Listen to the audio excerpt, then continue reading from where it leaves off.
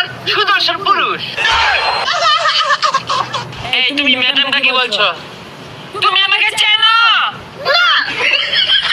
না মানে ম্যাডাম, আপনার যে বাংলাদেশের সুদর্শন পুরুষ ঘোষণা করছে, আপনার কি আছে?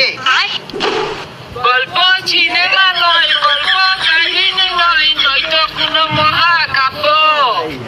নাম্বার ওয়ান ডলফিন কাট। উফ গরম। কি কথা দি টাকারা? বাবা কই যাই? এই কি বলে?